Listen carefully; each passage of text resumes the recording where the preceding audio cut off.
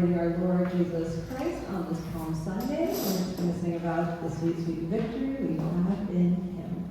1, 2, 3, 4. Born into the age of sin.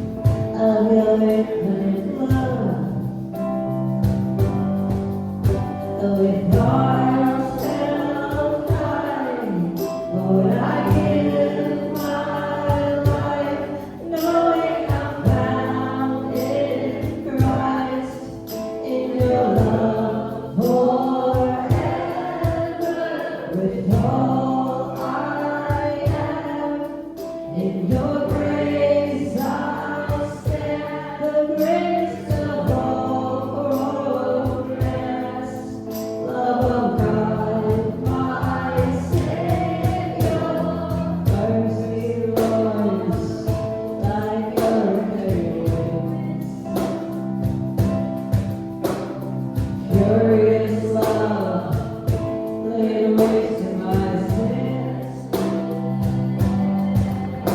With arms held high, Lord, I give my life, knowing I'm found in Christ, in your love forever.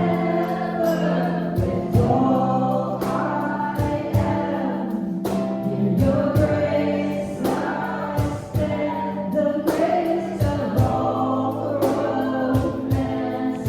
Love of God, my Savior, to the one who has rescued my soul, to the one who has welcomed me home, to the one who is Savior of all, I sing forever. To the one who has rescued my soul, to the one who has welcomed me home, to the one who is Savior of all, I sing forever. Arms held high, Lord, I give my life, knowing I'm found in Christ, in your love forever. With all I am, in your grace I stand, the greatest of all romance. Love of God, my Savior.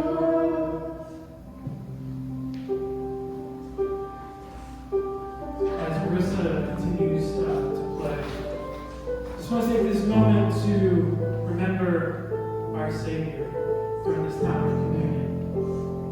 A lot of times in life, we remember a lot of things we did right, the things we have done wrong. But communion is a time to remember what Jesus has done for us. That's something that we should never forget. And I think sometimes what we do overshadows what he has done.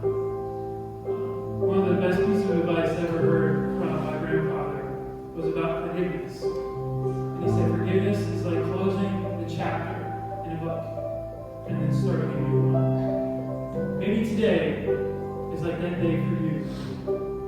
The closing of one chapter and the beginning of another one. Hebrews 12 talks about that Jesus is the author and finisher of our faith. And that word finisher means completer. And when we think of the author and finisher of our faith, we think of things that have already happened. But I think when you think of completer, there's still a story to be told. And when you read a story, it'd be really difficult to every time you get to a new chapter to read an old one. Sometimes we need to close that chapter and continue the story because there's still a story to be told. Jesus is with us. He's alive. He's not dead. He's not still on the cross. He's with us in good times. He's with us during dark times. And I think in the hardest times is when he's the closest. In those moments when we don't know what to say, his embrace says it all. So I just want to encourage you as Marissa continues to pray, take this time. I want you to grab a piece of bread that represents his body and the juice that represents his blood. Take it, grab it, we'll come back, we'll take it together and we'll pray as we remember his sacrifice, as we remember to close one chapter and to begin a new one. Okay, I want you to feel free to step out and grab some memories. We'll continue to grab and play.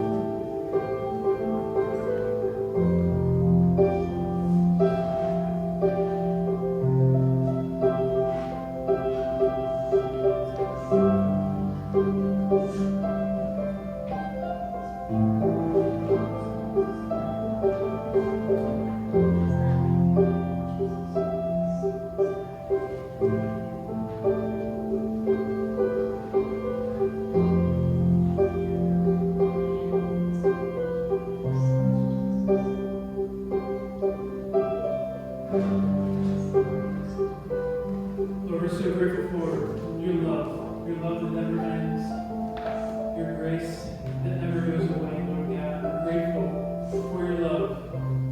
In the time in the garden before you were about to do something that we can only imagine what it would be like, Lord God, in that moment when you were alone, when no one else was around, you were crying tears of blood, Lord, those tears were for us.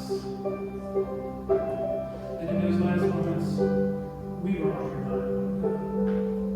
And we continue, Lord, to think of us, to love us, to stand with us, to be our advocate for us, to stand in the gap. No one will be there, God, you are always there. God, this day, may we remember your love and your grace, Lord, that is not an ending point, but is a starting point. Lord God, we are grateful that you are still writing our story, and that there are still many chapters to be told, Lord God. Be with us today in a special time. God, as we take this bread and this juice, may we remember your love that's greater than any other love, Lord God. May your Holy Spirit speak to us, reach us in a way that only you can, Lord God, because we need you. We do this, Lord God, in words of you because you still have power. God, may that Holy Spirit lift us, restore us, and keep us close to you so we can keep going. God, we thank you, we love you for your sacrifice and your love that is still strong today. May we take it together. In Jesus' name we pray. Amen.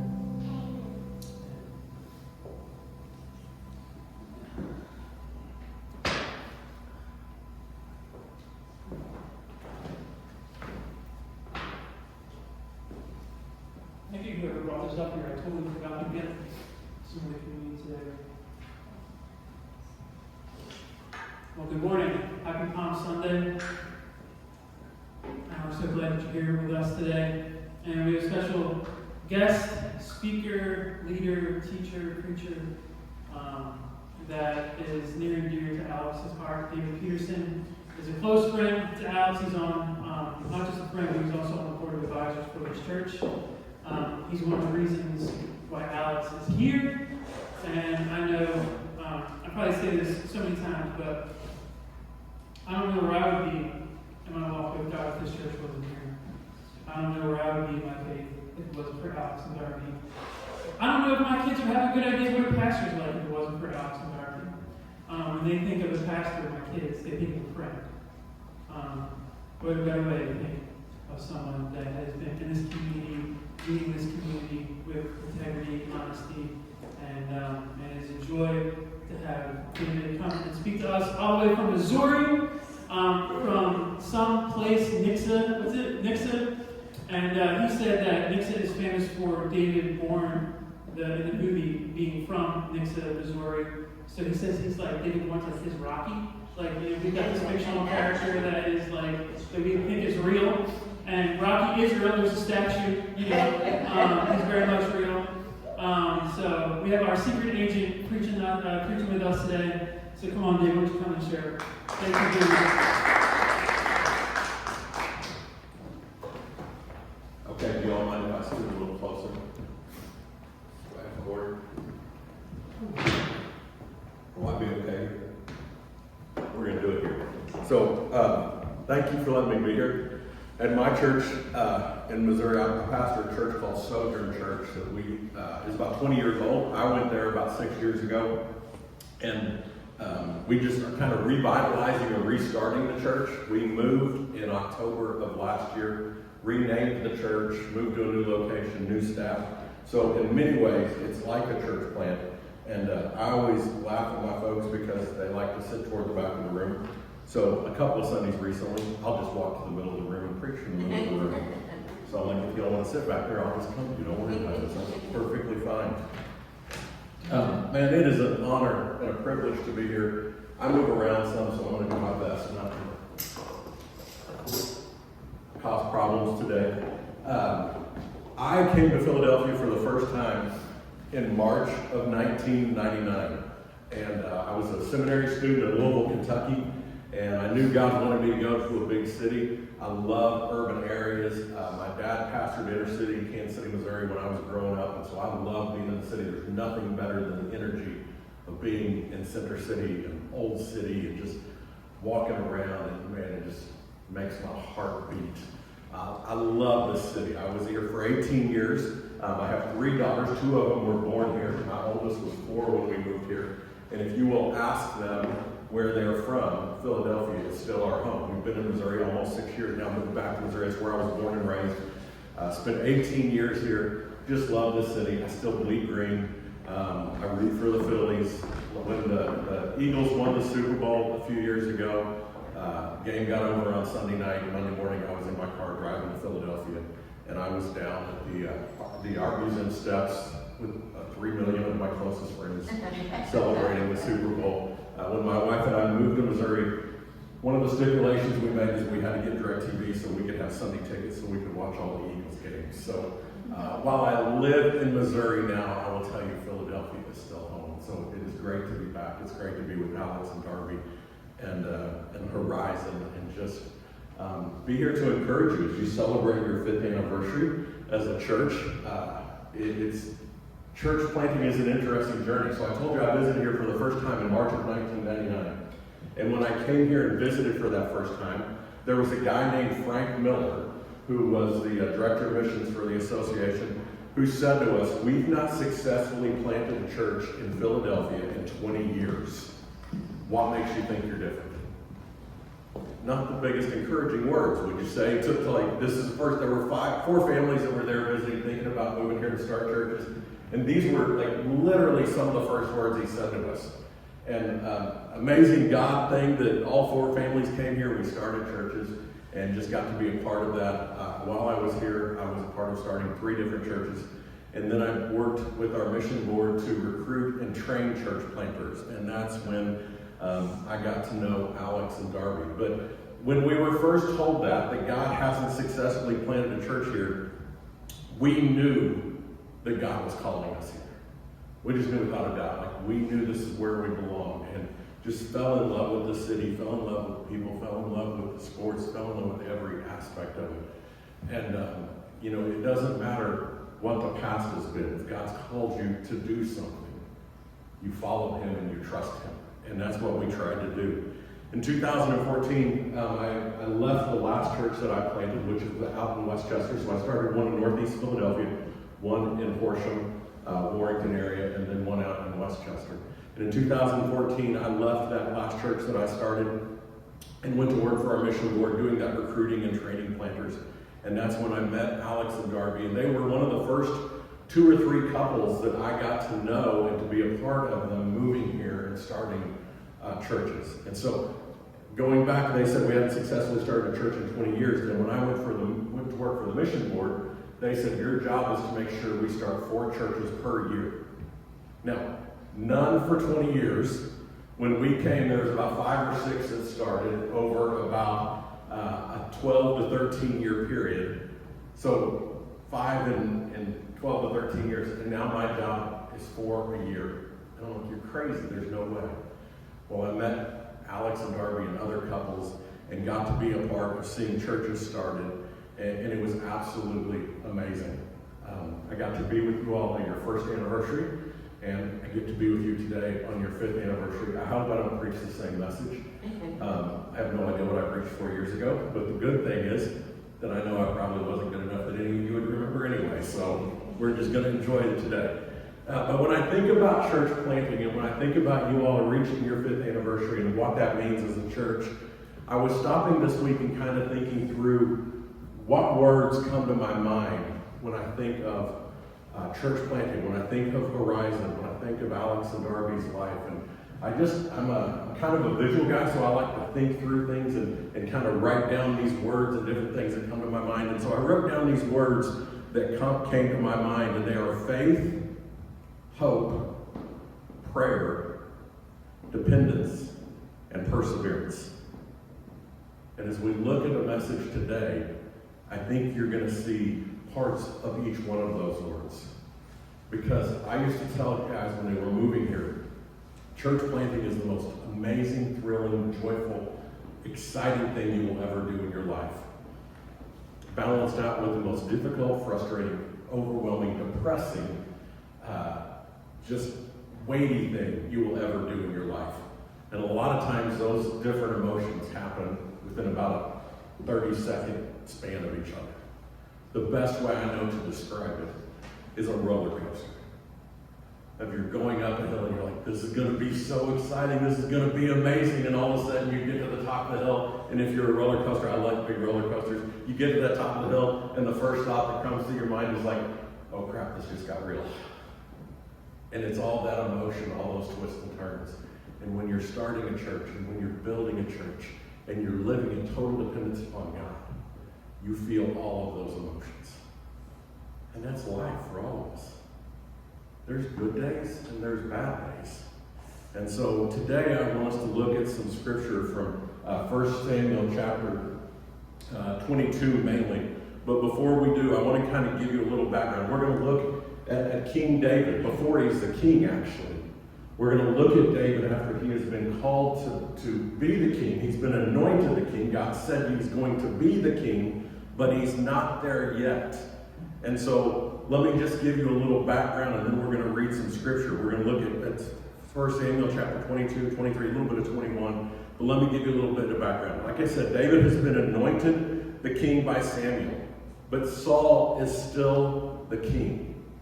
And Saul has become paranoid and worried about David and who he is, and David's got all these accolades, and people are singing, Saul has killed his millions, David has killed his 10 millions, and Saul's like, well, wait a minute, I'm still the king, how come he's getting more credit than me? And so he's become paranoid, and he's determined to kill David. And so we're going to look at real quick at a couple verses in 1 Samuel chapter 21, and we're going to start, I just want to read starting in verse 10. And we're going to read to the end of that. It says, David fled that day from Saul's presence and went to King Achish of Gath. But Achish's servants said to him, isn't this David the king of the land? Don't they sing about him during their dances? Saul has killed his 10,000s, but David his tens of thousands. I think I said millions, thousands. Sorry. That's why you listen to the Bible and not me. It goes on, it says, David took this to heart and became very afraid of King Achish of Gath. So he pretended to be insane in their presence. He acted like a madman around them, scribbling on the door of the city gate and letting saliva run down his beard. Look, you can see this man is crazy, Achish said to his servants. Why did you bring him to me? Do I have such a shortage of crazy people that you brought this one to act crazy around me? Is this one going to come into my house? So David left Gath and took refuge in the cave of Adullam. I want to pause there for a minute because I want you to see a couple of things. David knows he's going to be king. He knows that who God has called him to be. He has been anointed by Samuel. But yet Saul is trying to kill him. So at this point of David's life, he is on the run trying to stay away from the king. And he gets to this point where he acts crazy. He acts nuts. Like he spits running down his beard. Like he's just out of control because he's so fearful of what's going to happen to him. He acts insane so that he is not killed by either Saul or Achish at this time. And so he's trying to figure out what's going on in life, even though he knows what the future looks like and what's supposed to happen and what he's been told. He's actually at one of the lowest points of his life. He had nothing. He didn't feel like a king. He didn't look like a king. We can even see, if you look over in Psalm,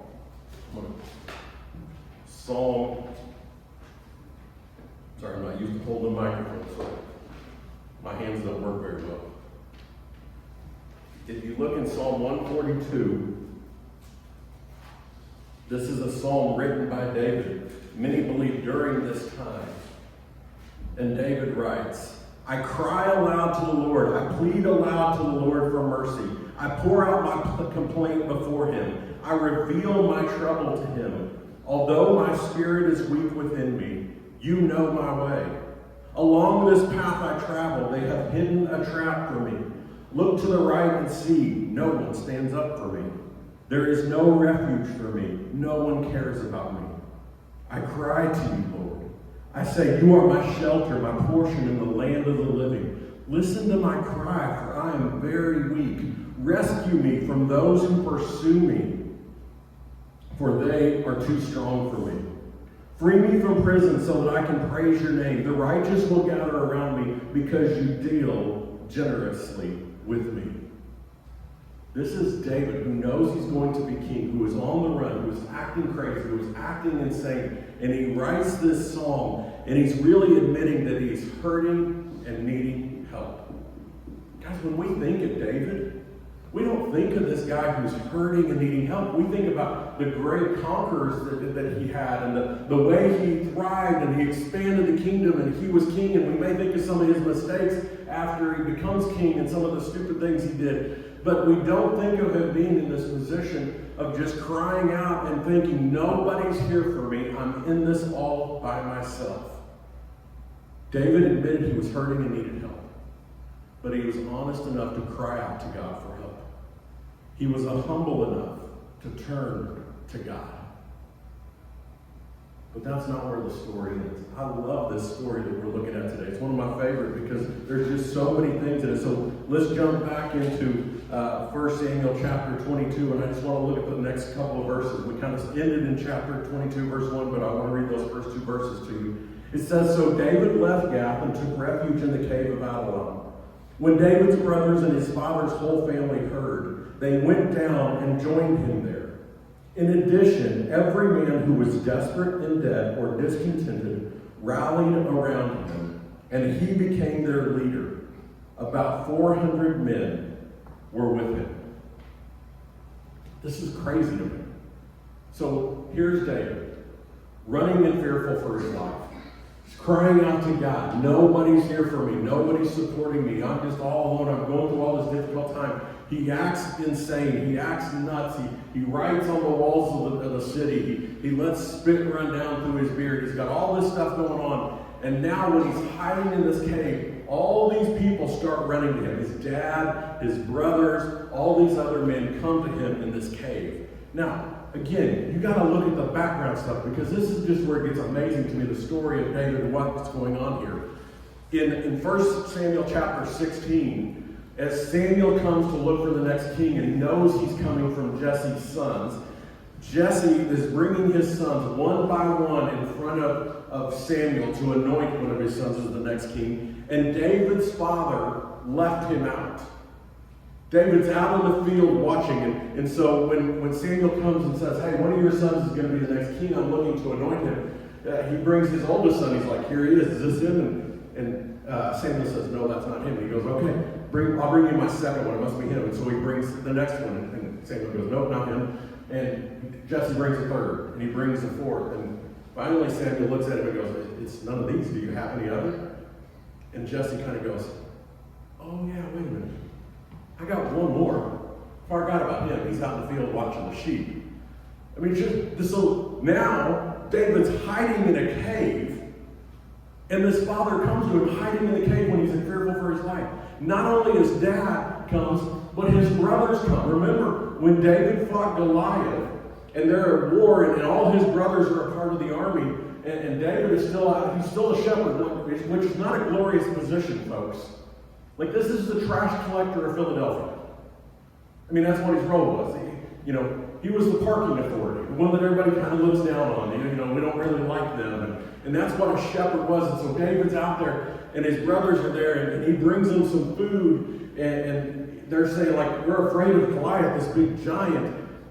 And they're like, we need a king. Saul's like, we need somebody to defeat this guy. And David's like, I got it.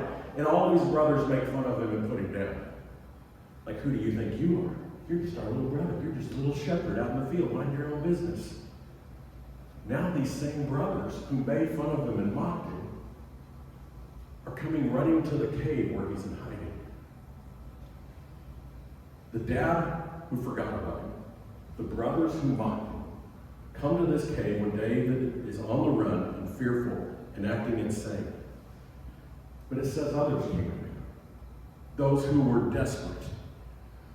Those who were desperate is really is looking at those people who are under great stress and have extreme anxiety. Guys, is that people in our world today? People who are stressed, people who are anxious, people who are like, I don't know how I'm going to make it through all this stuff.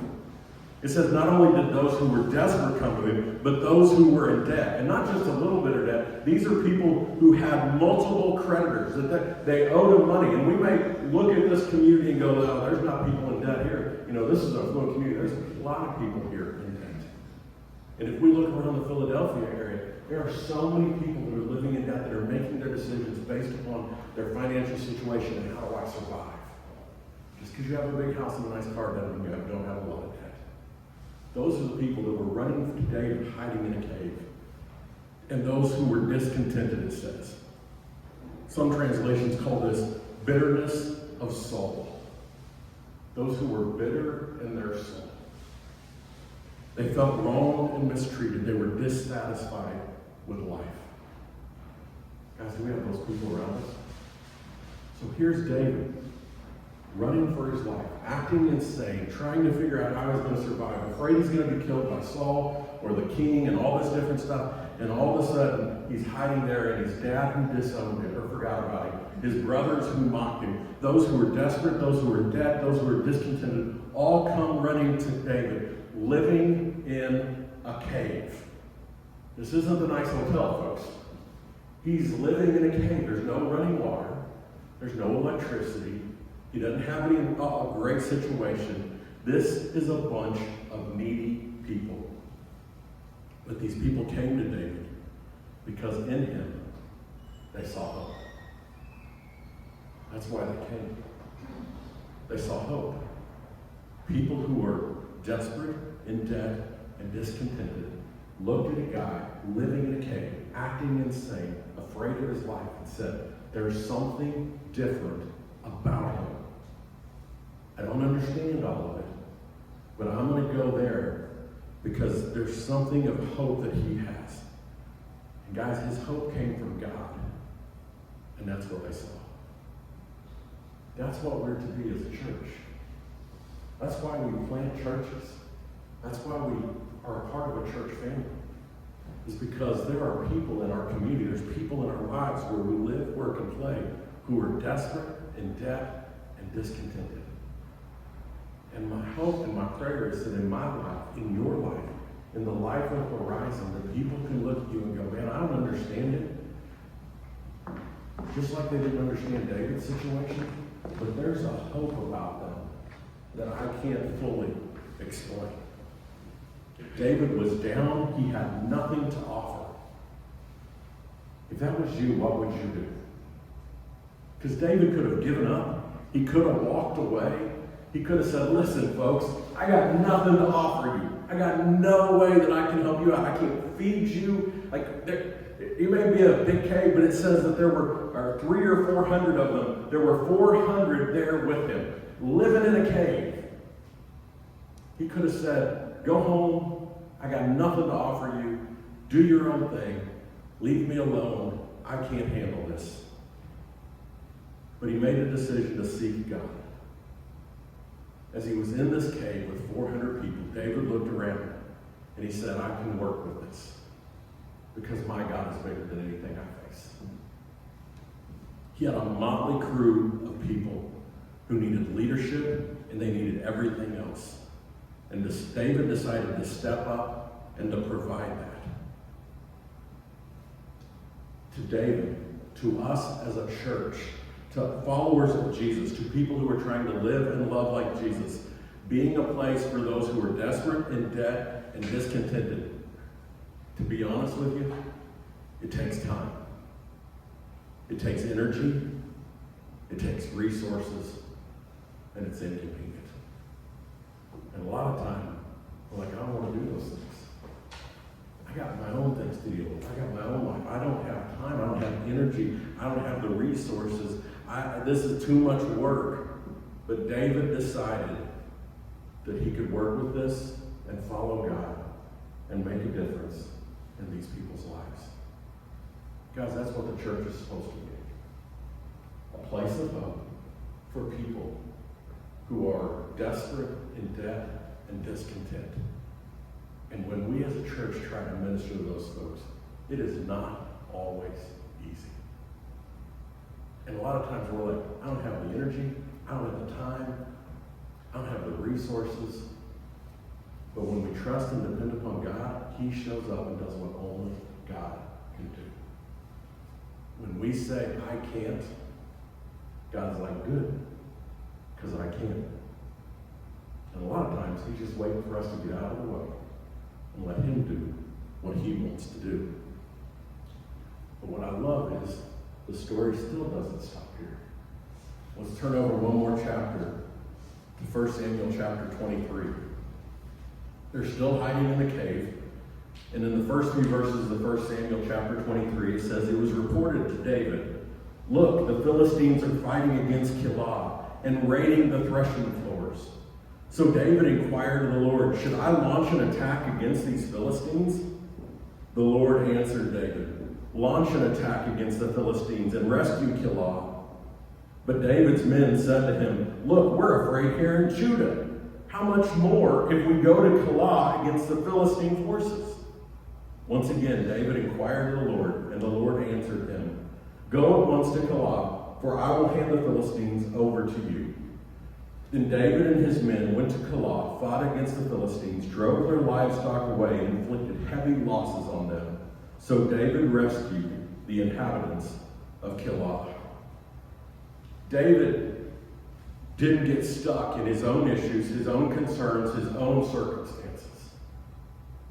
He's in this situation. He's on the run. He's afraid of everything he's got going on in life. He's afraid people are going to kill him. He feels alone. And all of a sudden, this group of 400 men who were desperate, in debt, and discontented. Not a trained army. Not a trained fighting group. These people who are like, man, life sucks and my life's falling apart and I don't know what to do, but there's something good about the dude living in the cave. I'm going to go spend time with him. He takes these people, but David didn't say, man, we got it rough enough here on our own. He began to look out and saw others in need. And when he saw others in need, what did he do? The first thing it says he did is he inquired of the Lord. He's like, God, is this what you want me to do? And here's the important thing for us, for you as a church, for us as followers of Jesus, is that we seek what God wants to do in our lives. Because a lot of times it doesn't make sense. David could have said to them, no. I see those people in need. Do you see our situation? There's no way I'm going to help them. I can't handle this. I got this motley crew of messed up folks right here. We're trying to survive. We're trying to make it. I understand they're in a bad situation, but things ain't so keen here in the cave. Things are rough enough here. And a lot of times, guys, as churches, we're too young, we're too small, we don't have this, we don't have that. God's like, will you trust me? Will you follow me? I have a plan and a purpose for you. And in the midst of David being in a desperate situation, God said, go. Because David first said, do you want me to go? But what did the men do? The men said, David, you're nuts. Like, come on, David, look here. Look at this situation. You want us to go up and, we're just trying to get through this weekend. We're just trying to make it. We're just trying to survive.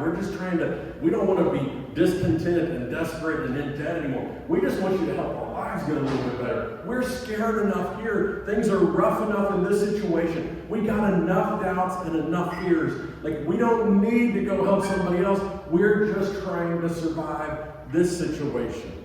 We're already outlaws on the run, because if Saul caught them, like, they were all dead. So they're like, we're already outlaws. The Philistines were well-armed, well-trained. They were a large army. So what's the difference between David and these guys? These men took their eyes off of God and put them on their circumstances. They said, how can we do this? We're not in a place to help. Guys, I've started churches. I've trained guys to start churches. Right now, I'm pastoring a church that, in 2012, this church maxed out at about 500 people. And God was doing good things at it, but the church got comfortable. And as of this fall, we were 60 people. Because we became very inward focused and taking care of ourselves. And as 60 people, we sold our building and we moved to a new location and we renamed our church, and we're doing things totally different. And we're all about loving our community and making a difference where we live, work, and play. And as we've done this, God's beginning to work and grow. But there's so many people in our church that go, we're not a big church. We're only 60 people, 80 people. When we first moved to this location, we didn't even have a place to meet. We met outside in the backyard. We had some land and some grass, and we met on the grass for a few months.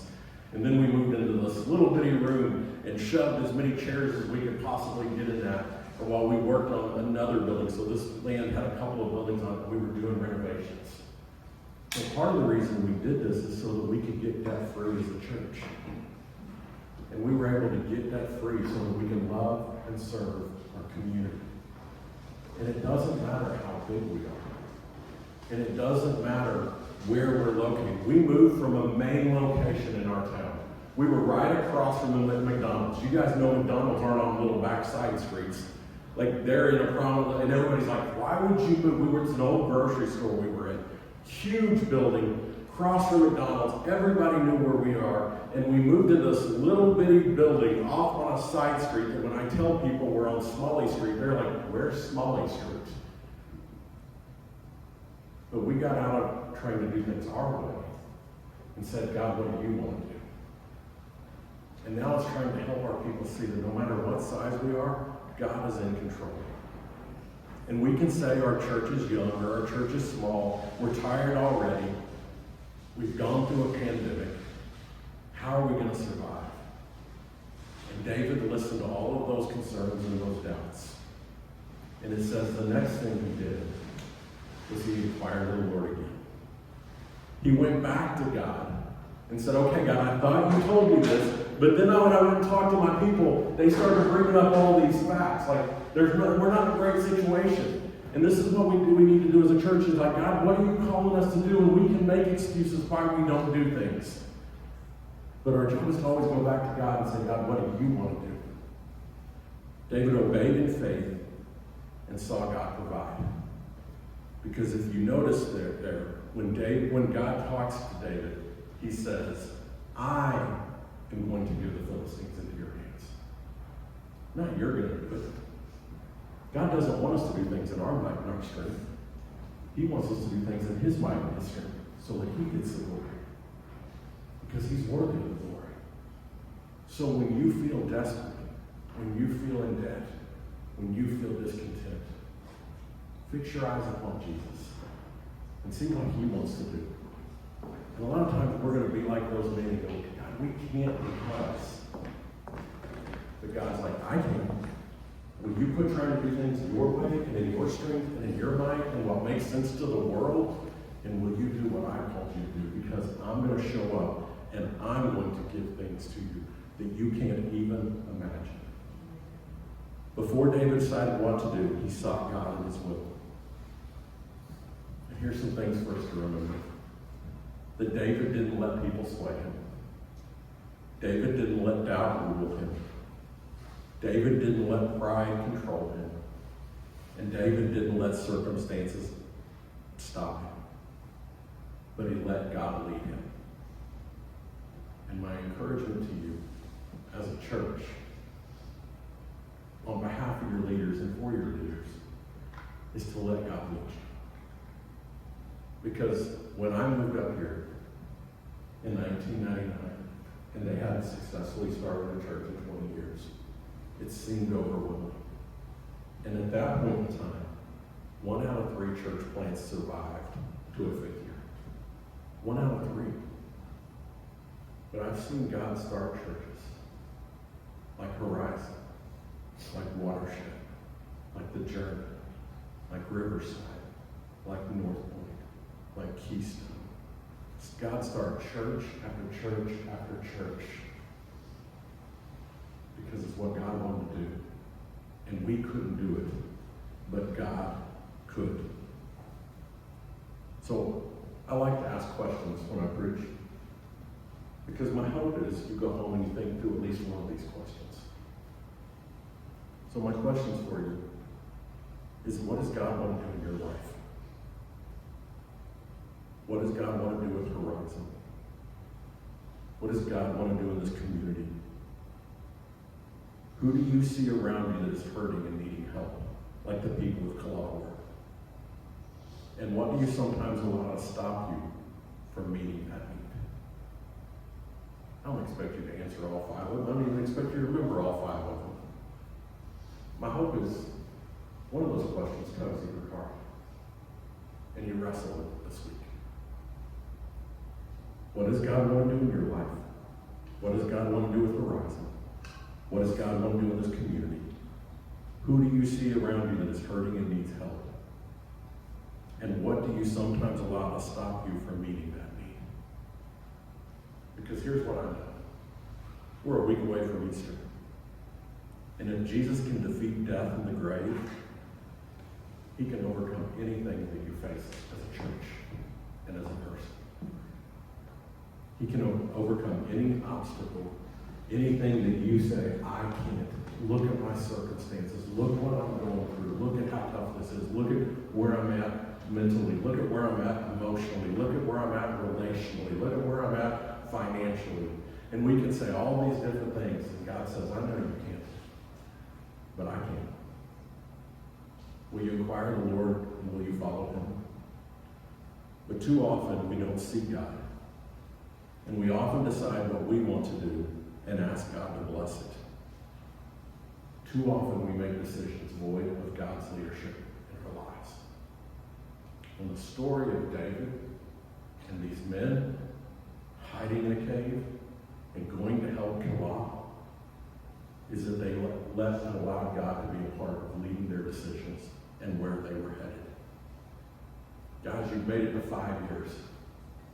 And that's awesome. And there's been good days, and there's been bad days. And there's been days you probably wanted to throw up your hands. I'll speak on behalf of Alex and Darby because I've been there.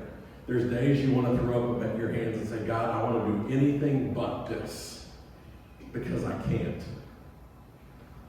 But God looks at me and he says, I love you, and I can. Will you let me lead your life? Will you let me lead your church? Here's what I know. God isn't done working here. So don't relax. Keep seeking God and don't give up. Keep trusting and depending upon God.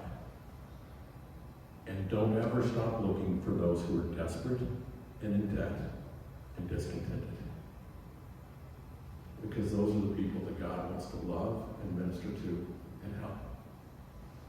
And there's going to be days that you feel like that person in the cave, and you're like, I'm desperate and in debt and discontented. And God's like, I know, but I'm with you. Now let's go help somebody else. Because we need to take our eyes off our own circumstances, focus them on God, and see what God wants to do. I want to flash forward several years from the story we looked at today. In 2 Samuel chapter 23, these same men are called David's warriors, or the mighty men of David.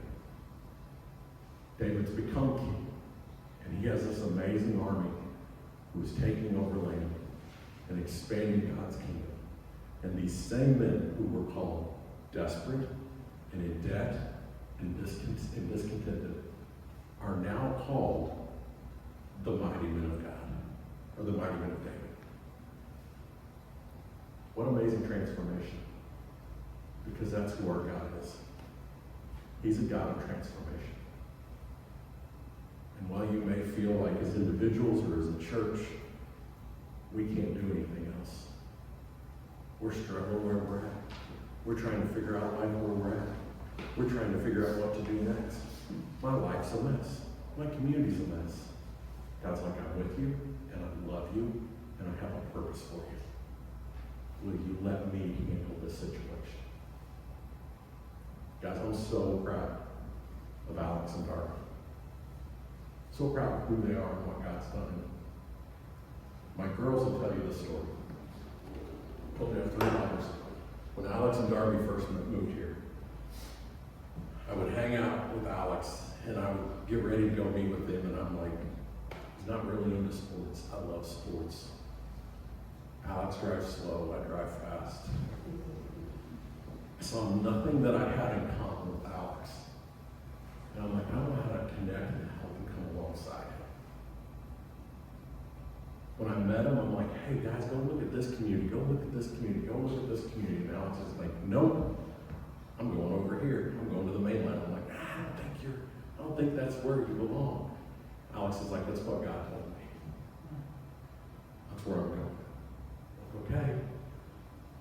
I would hang out with him as I thought I didn't have anything in common with him, and I would come home, and every time I hung out with Alex and Darby, every single time I would come home and I would say to my wife and my girls, you know, I like Alex. God's doing some good things in him. To now, this was, Alex, when did we meet? You said 2013? 2015, 8 years ago. If I mention Alex and Darby, my girls, it was 8 years ago, my girls to this day will say, Dad, do you like Alex and Darby? Because I've seen God work in his life and work through his life. And I've seen God make an impact in this community, in this building, in this area. And I hadn't planned this. But they're in a rough point right now. And maybe they're the ones that feel like they're in the cave. Feeling hurt, going through a struggle. Maybe God's calling on you to step in and minister and care to them because they have given and given and given. And there's days that when you're in that place, you're like, God, I don't know if I can make it. My wife and I had 4 miscarriages before our daughters. And there was a time that I wanted to walk away from God and walk away from ministry. I'm way off script right now. Sorry. I was ready to walk away. I quit. And I heard a guy preach about Joseph in Genesis when he had done the right thing and ran from Potiphar's wife, and he was thrown into jail. And there's 4 times in those chapters of that story of Joseph being in prison, wrongfully in prison, where it says, and God was with Joseph. And God was with Joseph. And God was with Joseph. Here's the thing I know. As individuals, as a church, always remember that God's with you. Even when it doesn't make sense, even when you don't feel it. And I sat in a chapel service in Louisville, Kentucky, and I said, God, I'm done. I'm walking away from the ministry. I don't want to pastor a church. I don't want to start a church if you're going to allow my wife and I go through 4 miscarriages. I don't understand it. It doesn't make sense to me. Like, we didn't want to get pregnant to begin with that this was going to happen. And I saw all these other people having kids, and we were having miscarriages, and I'm like, God, I'm done. I want to walk away. And I sat in a chapel service with my arms crossed and refused to sing and refused to worship And this pastor got up and he said, there's some of you here today that are so hurting and so upset that you don't want to worship, and you're sitting there with your arms crossed. I'm like, am I the only one in the room? He said, I want you to know that God's with you. And so there's going to be times, this is why church is so important, this is why church family is so important. Because there's going to be times that every one of you feel like these folks in the cave, they feel desperate and in debt and discontent and say, I can't go on. But as a church family, we come alongside each other and we pick each other out. We give each other a hug and we go, let's fix our eyes upon Jesus and let's follow him. And a lot of times that means we quit looking at the circumstances and start looking at our neighbors where we live, work, and play and say, God, what do you want me to do? I love Horizon. I love Alex and Darwin. It's been 5 years, but God's not done with you yet. You got a bright future because we got a bright God and a good God and a God that can handle anything. Thank you for the honor of being here with you today and sharing God's word and reminding you that no matter what's going on in life, our God is bigger and our God has a plan in the future. And he's like, fix your eyes upon me and I'll take you where I want you to go. And we'll meet those people out there who are desperate and in debt and discontent. And we'll bring them to an encounter with our Jesus. And we'll change their eternity. Because here's the end of the story. Not only do we become those mighty men and women, but we get to spend eternity with our Savior. And these little 50, 60, 70, 80, 90 years on this earth are going to seem like a blink of when we get to spend eternity in the presence of our God, worshiping him. And so when you're feeling desperate and dead and discontent, know that you have an eternity where there is no pain, there is no suffering, there is no difficulty. And it begins by having a relationship with God. That's the only way you get to spend that eternity with God. God loves you. And know that as your friend, I love you. And that's not as good as God. But we love you and we're here for you. Our church is here for you. And I believe God's going to do great things in your lives and in your church for his glory. You come up and lead us in another song? Guys, let's worship God as we close out tonight.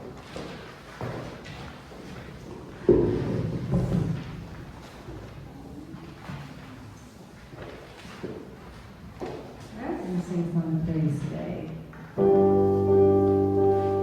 Let praise be what the silence and me.